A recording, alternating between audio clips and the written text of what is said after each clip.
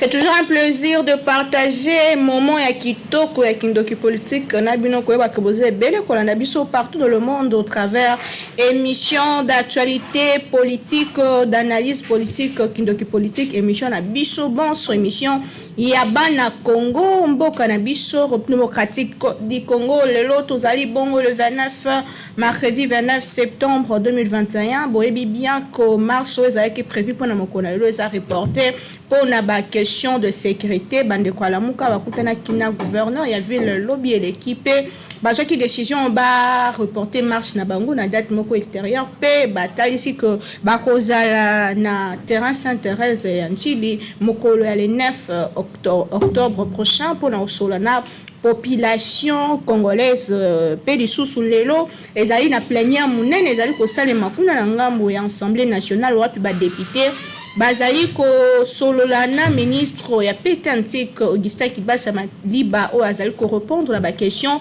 ko expliquer na o etali bongo taxe RAM registre des appareils mobiles ni ezali vraiment ya solo po bana mboka baleli pe mwa mingi et comme moi bo mesano yango ba du peuple na nzela ya motion de défense ezalaki déposer aux questions avec débat lelo akita que sur terrain pour na kostolona bango boyebi bien que toujours na cadre d'actualité ba vaccin et il y a le sous l'homme sous pour na côté les la Covid-19 donc vous allez toujours ko bunda pour que Covid-19 est éradiqué totalement na mboka na biso alors kindoki politique ya lelo ya mbeli bino monsieur James Kalume azali activiste de droits de l'homme pe monko ya bayi politique ya mboka na biso azali analyste politique na yelongo tokosola moi mingi na etali bon ba question d'actualité politique ya République démocratique du Congo mboka ya bankoko na biso mboka na biso banso elo tozala na ngoya malonga o eza commun obiso se photo zala to bâtir pe to partager zali bongo RDC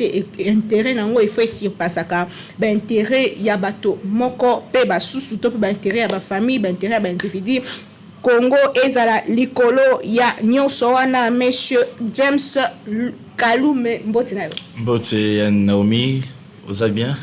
Ouais, ça va, Nayope, j'espère. Oui, tout va bien et toujours kotalande makamezo tambola et tant toujours mon ezoleka ezozang sabiso kimia yango tozo zanga pété ko dénoncer pe ko beta kasete tango yiso pour que makambo ezala ndenge sengeli pour le peuple congolais azana kimia émission kindoki politique et bandi mi tuna yanga biano yayo likambo ya RAM registre des appareils mobiles na bandi que yo posa qui victime na ngo lokula ba congolais nyonso alors le ministre Augustin Kibasa Maliba ki liboso ya ba élu du peuple a pesi discours na ye et tant que moi na mboka comment est-ce que yambaki yango lolenge ni nozwili yango.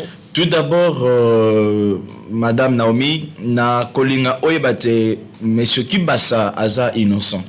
Dans quel sens? Ezelo moboye ayebiangoti a maîtriser un pété ayebi pe koute bande na on pe suka na pe ndenge kende la zoe bate jusqu'à présent. Na mutu mora ba yeba simse cartouche. Bon le coup ministre ya pététique kuna alors yozo yango gérer makambo.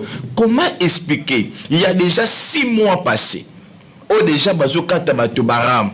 Ba mama o bazo somba bazo teka matembela pasi kimwenza ba mama o ya boadi azonyo kwa mapo ateka mama makala na ye alors esenga sonal moi na ye wazo tanga kuna na musika personne al Bumbashi asuma 2200 francs na ye asoma $1 na ye po abenga yozo kati yango pour dire que ce téléphone na ye bungi est-ce que ba kopeso yango te.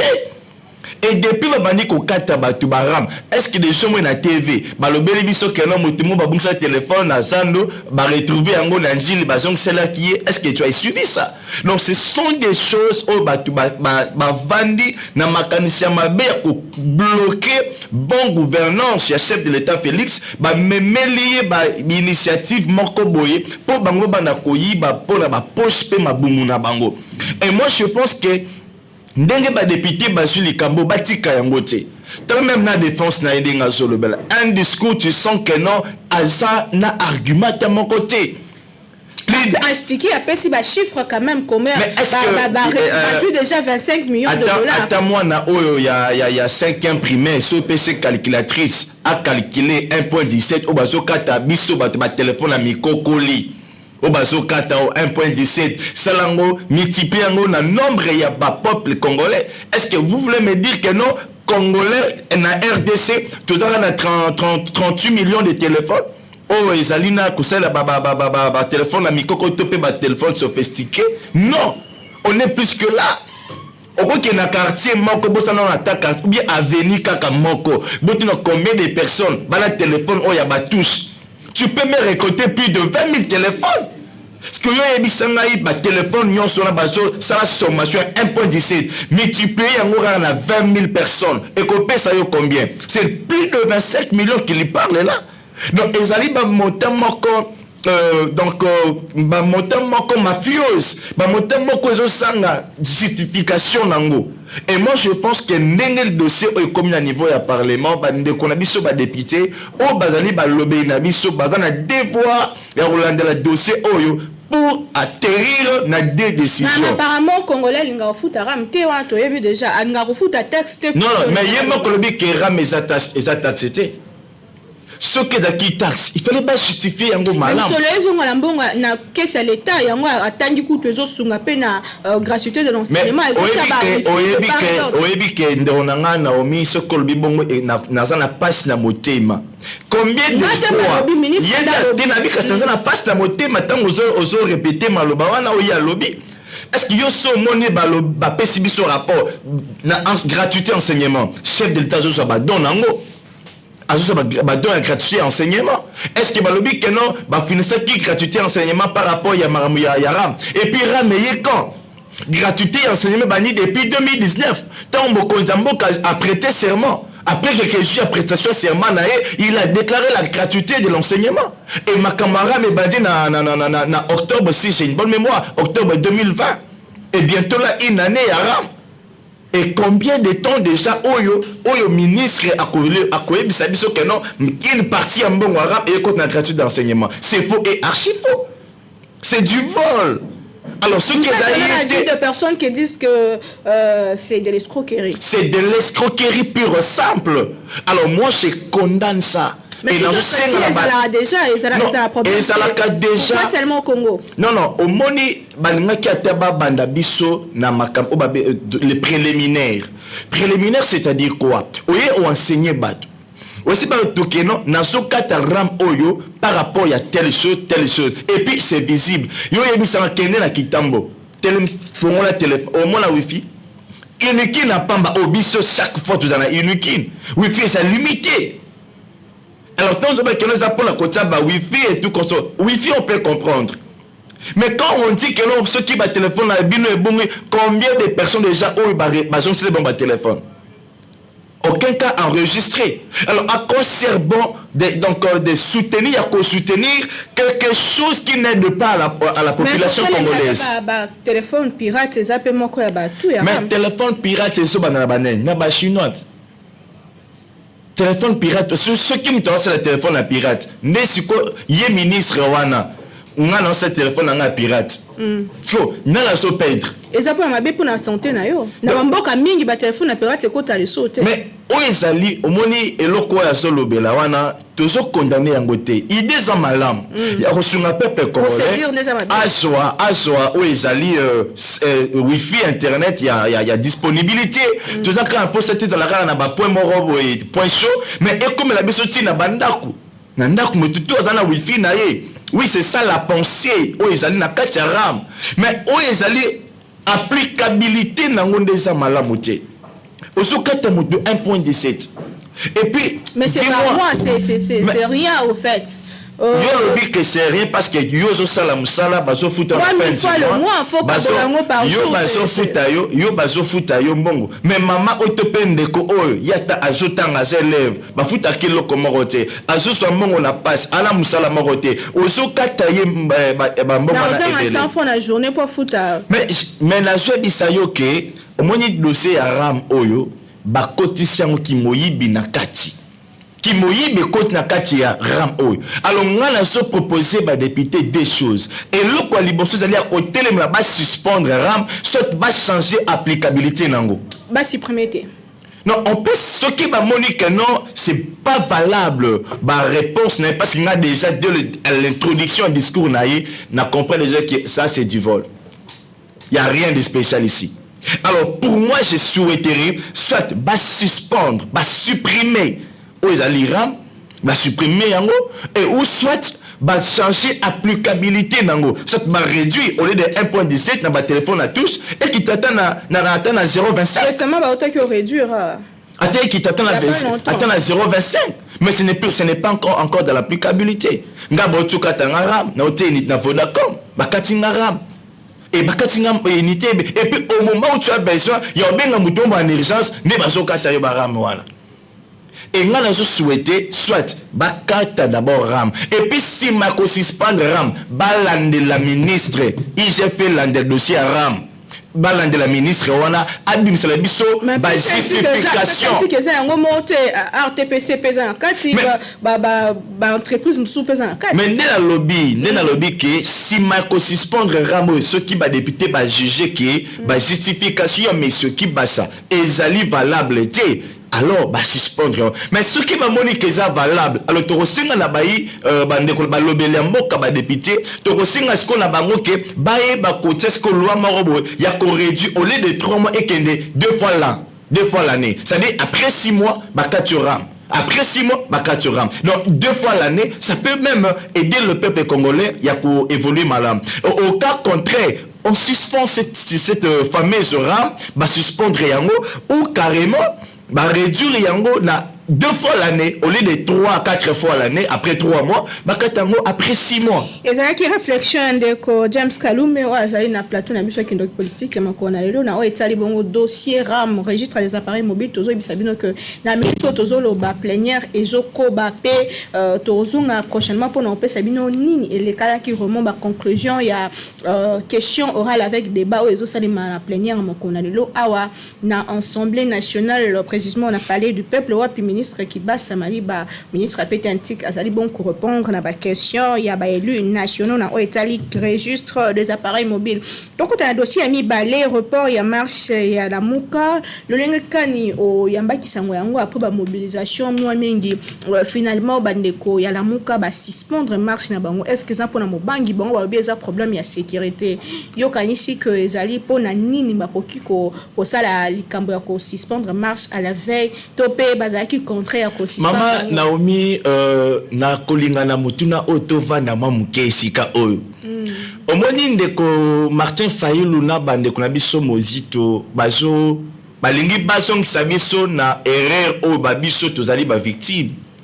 Pona ko sala moi rappel muke nga oyo yambia wa nazali candidat nazalaki candidat na députation nationale na funa na plateforme la muka na travaillé wana na zaki j'ai été nommé comme mandataire ya coalition na biso na niveau ya funa pour qu'on représenter yango na niveau ya seni et natang to zaki na kati ko se préparer ndeko Martin Fayulu a ebisa biso que non tobo ya machine à voter tobo ya makambo ya élection pour élection kozala te to kokende na transition alors to bunda poto pouvoir ya kokende na transition wana Tobo totika ki kosala ba mobilisation pour la campagne totika ki ko préparer ba base na biso to lobi que non vote ko la tête to telema ba vote parce que Kabila kosala élection te a kosala sélection te to vana ki na plan wana to bomona ki ba marche to sala bomona ki ba meeting to sala mais pour aboutir na dernière minute ay ko bise non ba na mai net to za bo dans élection eza.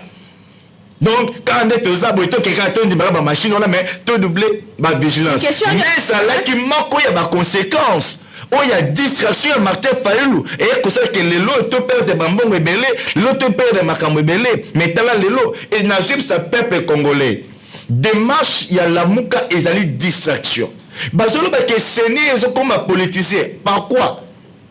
Ce qui s'est mis dans la cas politisé, mais les jeunes comme le chef de l'État a s'imposé na carte. Mais au moins, une réponse où il y a PC Bandekolabi soit SCC na catholique. Avec qui n'a koyamba bino mi balete. pour boza kawit bozo la ngabino mi balina ya mabino pona nini ezali dossier on a présent ko katate ezali dossier na bino bayi bandeko ya confession religieuse bosanga na boluka consensus sur ces dossiers ce qui boye kibino nyota ngana ya mabino cela prouve déjà que le chef de l'état Félix azana sima makambo ya manœuvre sa manachenité maintenant base ya marche na bango ezani dépolitisation à Séni, blocage ceci, tentative de transition et que les choses sont la matière. Non, glissement. Non, glissement, tout ça. Mais, Ndeko Martin Fayulu a un discours ya Koloba. Il n'a plus un discours à présenter au peuple congolais. Na ba bande na yenyo surtout ya la muka. Bandeko na bazo un discours ya Kolobela. Nini ba koyebisa biso lelo. Vous pensez que la revendication n'a pas été valable? Ils allaient valable parce que Ndeko na biso Ndeko Félix Tshisekedi alobi malamu que ils allaient coûte pas si ponanga dans ça la demande. Non, cela prouve que il y a Lubumbashi alobaki aza un poste à mandat. Non, je suis en train de faire quelques analyses. Il y a Bamalba Oya Yemokolobaki d'abord na tango kenaki na Londres. Avec eza pas si coûte ponanga, il y a ça la demande. Ce qui le chef de l'état Félix akose azosenga biso deuxième mandat, ce n'est pas pour lui. Ils a bisonde tozo senga ye que papa toza na on poste na yo.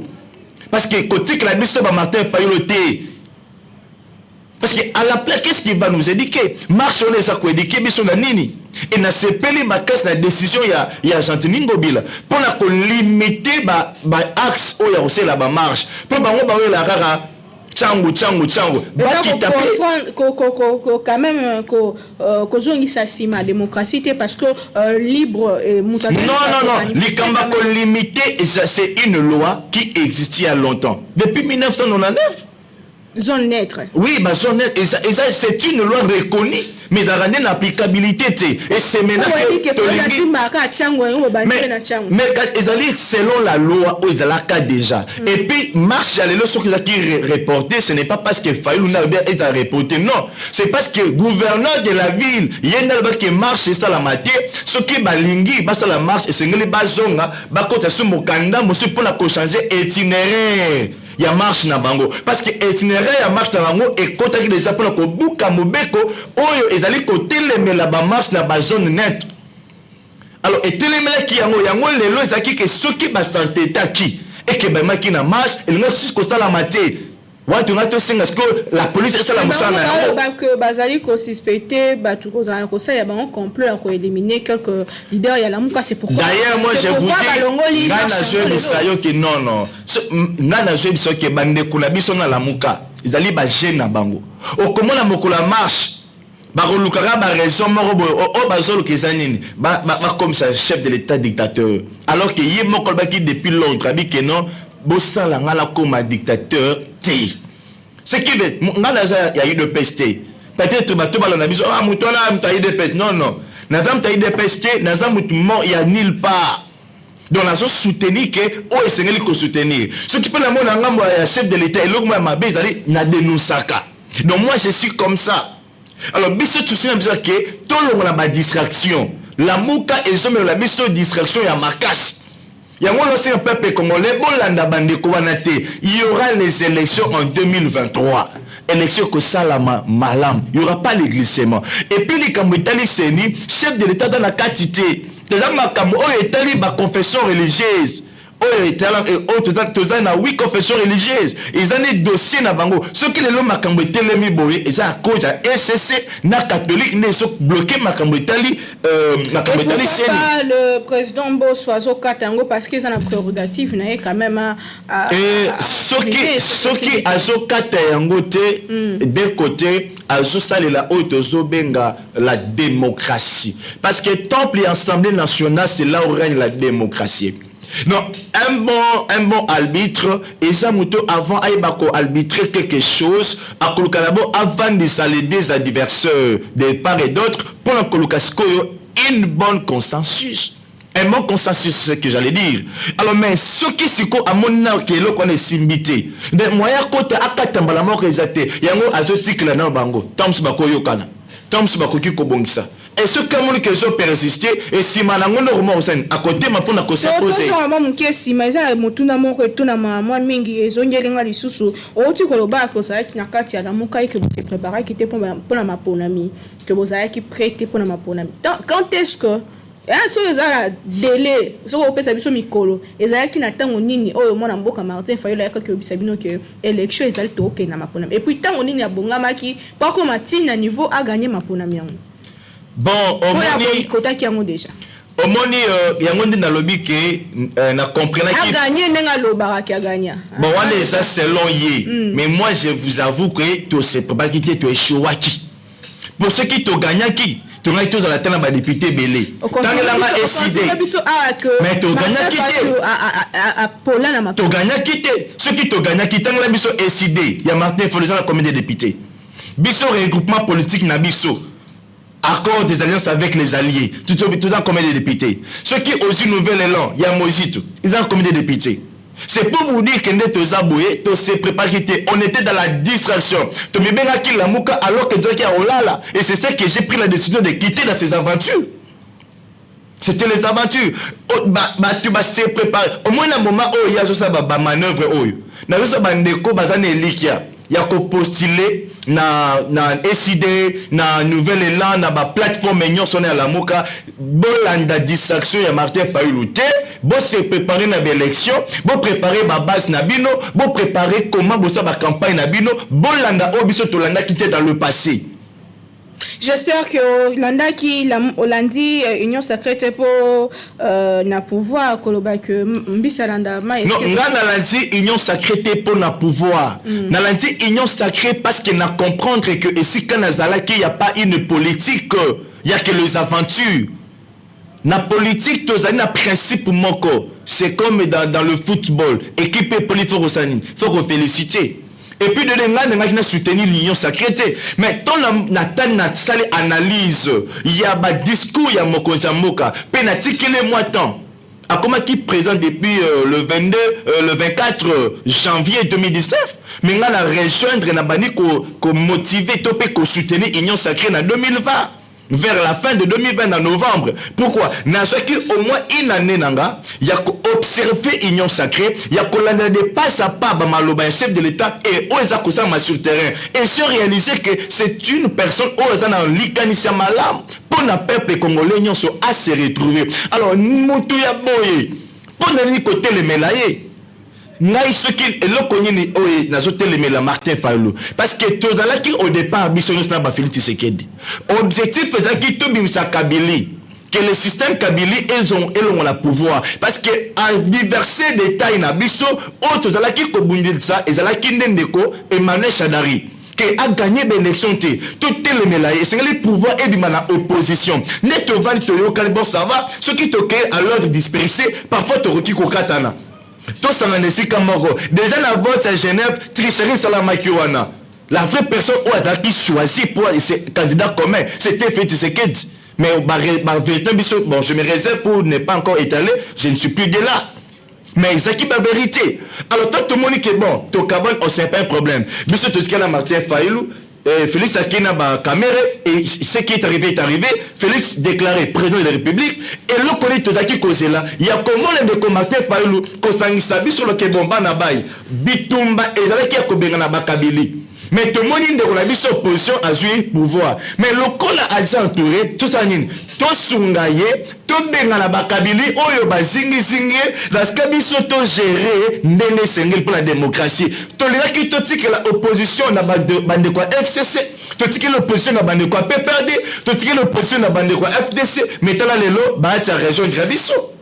Aïna union sacrée tellement ba parti mususu ya ozaki na ngamba molili balongo na ngamba molili ba ina ngamba musiku ya lumière mais ezala ki geste sengela ki Fayulu asala mais atalisi ki mutema mabe toko ba émission tozo qui ne petit à petit vers la fin il y a une politique à mokona lelo ce qu'il faut que lobela likambetali bongo ba campagne précoce apparemment de part et d'autre ba bazal déjà pour se positionner ko ba kabiso to soutenir chef de l'État, to soutenir chef de l'État, de moi même président Bosco Kitanaba.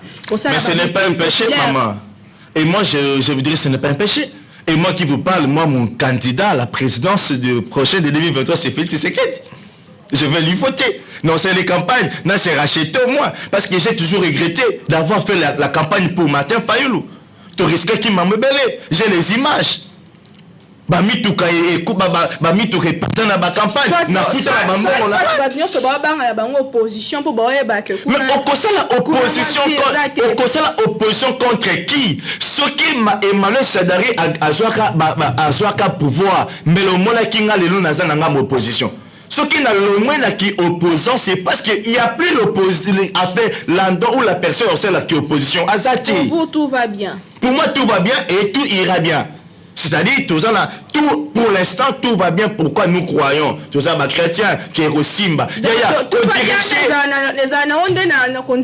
Non, pourquoi? Parce que c'est un processus du changement. Nous, maman, ce qui n'a lobby à Wagnon, c'est bon, et ça le coûta. Tout ça, un processus vers le changement et vers la tranquillité. Markamba préalable, à cause de la vie est zébélée. Les Kambambis, déjà, aussi, ça va contraire à Moro, et bientôt là, déjà, vous serez servi. C'est le Komoko. Yobotama boyete.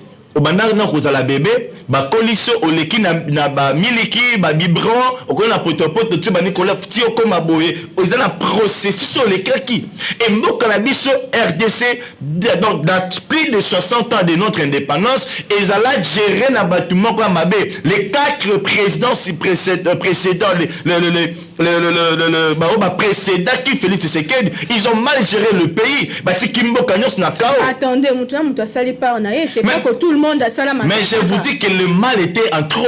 Les lots monde a journal ou mon abisca détournement sur détournement parce que qui en creux na mabé. Alors hier mon kozamo ka Félix a un système de déboulonnement pour la kobimisa biso na lumière. Le lot na ko kaki ko kene ko questionner ata un ministre yo oyiba ki bondenge nini. Et il fallait ça la A pour que ça la qui B. Na la ko kaki ko salango na tous les 18 ans ya Kabila salaki.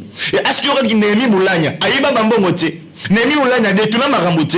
À faire à aider qui fait le Kabila. Non, c'est la télévision. Non, que ça là ils allaient analyse ce qui veut dire. Mais n'a pas d'analyse na solo ba non maman Nami je vais me faire expliquer. Attendez ce qui est ça na sens on d'auto lobe so ça différence entre pouvoir ya Fachi na pouvoir ya Kabila. Bon, la différence na lobiki na pouvoir Kabila y a rien de bon.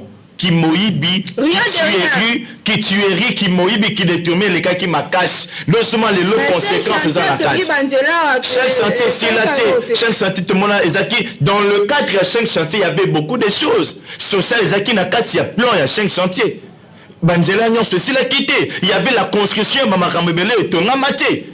C'est pour votre rappel. Basot mouton, Zaki n'a qu'à chaque chantier, voilà, basot mouton, Zaki n'a qu'à chaque chantier. Et là, qu'on a yebi à 5 centimes, ça les a quelques stades municipaux. Oui, c'est la maquille. Alors, c'est ça que je disais que, yo, toi, tu veux me dire que non, na Kabila nene ba réunion, bateau proche na ye ba quitté. Bateau de tout le monde qui va quitter. Mais le monde est un directeur de cabinet, du jamais vu dans l'histoire de notre pays, elle a interpellé, jugé, condamné. Mais, Moutouya Boy, aucune seule opposition, c'est cause de ou bien, c'est que Olingimbo Kanayote. Ce qui te montre qui signaux ya malamoté ya ki congolité te na kata Félix to linga ki côté le la Félix pe to nga ki to luka de toutes les manières que atika mboka na biso akinata ce qui va c'est opposition exactement ni musala esa madame non basala ka opposition ce komoni musala ezo salamate. Mais avec Félix le travail musala ezo salama de jour au jour tous on a bon résultat de jour au jour tous on a surprise. Ma surprise c'est ça des jours au jour catholique et bondissa qui makasi ou ezali gratuité d'enseignement par la grâce de Dieu et ça ko évoluer malam et ça ko se maintenir et les autres ce monde ba makambo belé na koki ko étaler awate pona ngonga na biso ezala toujours muké mais na ce maman Naomi mboka na biso ils ont la diriger ils ont kambama na congolais ou asa non seulement na likanisi ya yemoko to pe ya famille politique na ye mais adana likanisi ya peuple congolais en général tala ba makambo bakamo vidéo mo yetaki koleka awa ya Martin Fayulu bazo koti na mutuka combattant moko azobisa que non mais mon compte ozotika biso mais ya lukaki kotono na mutuka vidéo so circulé to mona ki wapi to makangi combattant mo Félix Sekita bi na rokende te bo libérer après ngape na kei. Donc voilà un peu. Donc vous comprenez déjà que non ezaba dernièrement opiné na yetu bokaka na marche mo basalara abi na rokende te ti bo futa piné na ngai. Donc, vous comprenez que les marche ça c'est pour ses intérêts, c'est pas pour l'intérêt commun. Chito avec cette question, les Camboya éducation, Nambo Kanabiso, bientôt là, ils ont rentrée scolaire, parents, j'espère que Baza déjà Kubonga, malgré Mama Yu, ils ont un côté à salaire et tout. Les lots, nous, il faut que ça pour nous sa éducation. C'est là que nous allons chiter parce que tout le monde qui année passée, moi, des ratages, et ça, moi, mis des films pornographiques dans l'école, et puis bon, on a bongo nini faut que ça la pona que bana ou baso banda classe lelo bazana na ligne de conduite ya malonga. Et donc d'abord nakosenga na tout d'abord avant na simba bande kona biso oyo batangi bana classe na senga d'abord na gouvernement. Éducation ezali base. Na mona kinde roman ko publier ki le roman boye, je confirme pas mais c'est à vérifier. Que na tableau ya tinda ki wana na ba réseaux sociaux, je ne confirme pas et zo l'accès biso que non enseignement na Congo tous ali biso moko dans le monde ou bien en Afrique o bazo futa ba enseignant mabe et loko liboso na kosenga que gouvernement etala nanu dossier ba enseignant ngala proposaka eloko moro lelo soki nzambe asali ngolu et que ngana zo gérer mboka oyo d'une manière d'une autre, c'est-à-dire soit na l'Assemblée nationale et loko liboso ngana kosenga na l'Assemblée nationale ezali que salaire à député il a $1 000, enseignant si mata $5 000 et moi je serais contre pour ça. Je sais pas parce que bateau baso ça la député ou basali biso les lotos la licencié c'est eza enseignant wana. Donc moi je souhaite ça. Je souhaite que le chef de l'État a un dossier d'enseignant. Tout ça là enseignant, tout ça là médecin, bateau basoda, bateau misato oyo, ezali bateau ya mboki sengeli ezwa makoke sengeli eza réservé document pour na bien-être na bango. Alors pour l'éducation to réussir yango, to ya liboso to tia ba enseignant à l'aise. Ko futa bango mongo sengeli. Ata enseignant primaire, ya premier primaire, aussi ma par mois $1000. C'est quelque chose de bien. Et ceux qui te l'ont côté à l'aise, si malango n'est au sein ce qu'on a bas parents, ça revient maintenant aux parents. Dès d'abord de la maison, de ce moment la bimili bala sali pornographique, la sali babablo moi malamute, cela prouve que la famille nae azana baboti oyo batobe na bango na lopoto ba irresponsable parce que ceux qu'on l'a ndeli malamu éducation banara na base. Yango na so condamné bana wana tie. Je demande d'abord aux parents que chacun prenne ses responsabilités. Parents pesa monotoli, pesa ma conseil, tant aux autres qui ne classe, qui ne po tanga, qui ne po oluka via lobby. Et ya misa tourner dans cinq la bande, qu'on a mis sur élèves. Arrêtez ça. Aux autres tanga te po na bat, aux autres tanga po na yomoko. Lelo okokoma mokonza mboka. Ndo bana oluka otanga. Ndo bana oluka non alors que ce qu'on s'est préparé bien. Tout le monde qui sa bande qu'on a mis sur soda. Soda pour amatagrade, tu peux soda pour comme soda, à pénana na formation. Pour aïe beloko azolinga ba dosala de mongo pena ba pasteur avant ba coacher maboko pour comme pasteur ezala ba formation pena ba na ba prière sengela sala si malango ne ba tie maboko donc yango ne nazo senga élèves étudiants étudiantes escanyon subozali d'ici le 4 si jamais le ministre a changé de décision en rentrée scolaire et ça il a maintenu d'ici le 4 octobre boson en classe botan pour préparer lobby ce qui les lots tout ça pas si parce que ba congolais ba vrai congolais de père et de mère ils ont maintenu bazo diriger mboka mboka za maboko ba paya yango binone boza ba kambia mboka lobby tout temps pour na lobby. Émission qui notre politique à l'élo ici ce qu'il faut que mot de la fin là yo dans les amis mingi le bali kambetali bongo syndicat de vendeurs du Congo au balinga qui kosala en fait bazo revendiquer que bazong c'est bango petit commerce et ça appelle mot de la fin là yo pour tout ce qui sawan. Merci beaucoup pour na motuna oya makasi nazana pasi et sika onde nazo senga na ndeko na biso Gentini Ngobila tebi kendoza gouverneur tout ça ba mauvais souvenir na yo ndenge au gérant mabe na province Ouita we biango bien mais oza Kinshasa za capitale to sengi na yo tia mobeko wana en application na tamboli mukina ba mboka na biso africain d'abord Afrique na monité na Angola ya pamba oyo étranger moko boya ya baloteka na ba détail non okoteka en gros oteki en gros na prix qui yasie mokolo mboka angolais aye asombi yango na prix ya gros ye na bimi libanda tiango na détail mais atokomi komona ba chinois ba moko na biloko ya 500 francs parce que yebisanga mokolo nini congolais fongoli boutique na ye atekelo kwa na 500 francs pour déjà yo chinois tiango déjà na 500 francs ça va pakistanais même les chinois même les indiens les autres. Donc, eloko wana na regretter ndenge marche salamité mais d'un côté pesa malamu par rapport à mamotali Covid et tout comme ça tout a pu rentrer scolaire yango yo ceux qui va gréver passe na Nicolas passi mais gouverneur ayo ka kolela ba commerçant le petit peuple sunga vision chef de l'état que le peuple d'abord botambola te la campagne mabe pour na lobby bo ba kezaki nango ngate ngazaka exécutant mokonzambo ka Félix nazaki ko gérer non yango lelo somona ndeko Kabila un jour a regretté na entourage nanga j'ai manqué même 15 personnes ya malamu il avait aussi d'un côté raison ndeko Ngobila tali kambo ya bande commerçant tia mobeko yondo zali chef ya ville Kinshasa et puis na aussi na ba député et dans la Kinshasa te même loi mobo ebima ba voter loi mobo sur toute l'étendue de la République aucun étranger peut vendre en gros.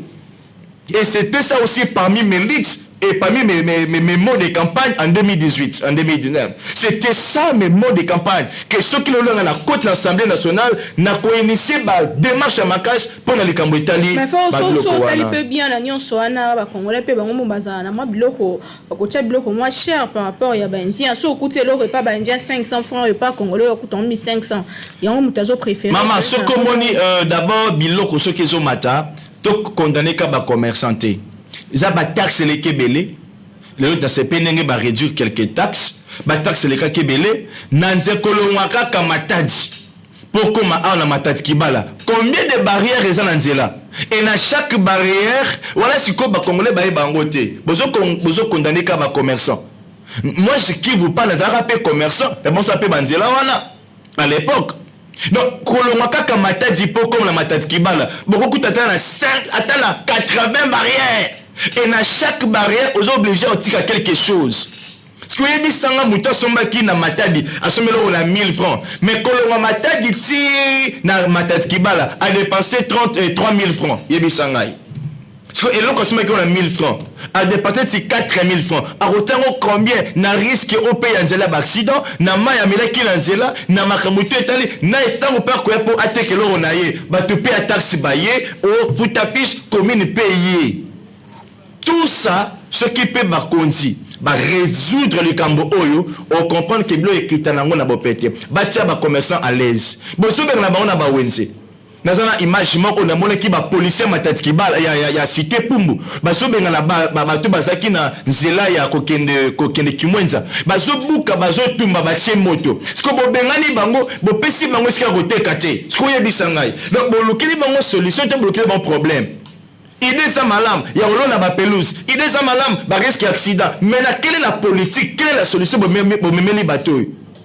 Très bien, Ezami tout n'est étiqueté en suspense bakambia mboka to pe ba o basali na Motonyon so azwa responsabilité naie. L'état a sa responsabilité pas responsabilité si manango akoyebisa siko mutu. Moni ngaye osengaki ngai 100 francs nanga yango aliyo pesa nini c'est la part na yo. C'est simple. Ça est fini pour aujourd'hui. Kindoki politique yambela kibino monsieur James Kalume Nayelongo azali bongo activiste de droits de l'homme Nayelongo to seulement mingi na wetali bongo ba question d'actualité politique ya mboka na biso notamment ba problème ya rampe bongo na bongo ngana bino to kutani très prochainement toujours na souci à conserver biso conserver bino de to ça la bino mosala toujours d'une manière très très professionnelle monsieur James Kalume to pesio merci mingi na pesio merci Salam alamu na osenga kenzamba sungayo abate toujours en vie et puis émission Kendeli Bosso et na pambolipe mukolo patronayo magazine et Kendeli Bosso. Très bien, merci beaucoup et Sili Awa émission Kindoki politique to kutani lobby na invité Sika toujours avec le même plaisir na lobata on yonso que to longola ignorance peto lingambo kanabiso Europe démocratique du Congo qui serait nzambe abenisa mabele ya bakoko na biso to kutani lobby.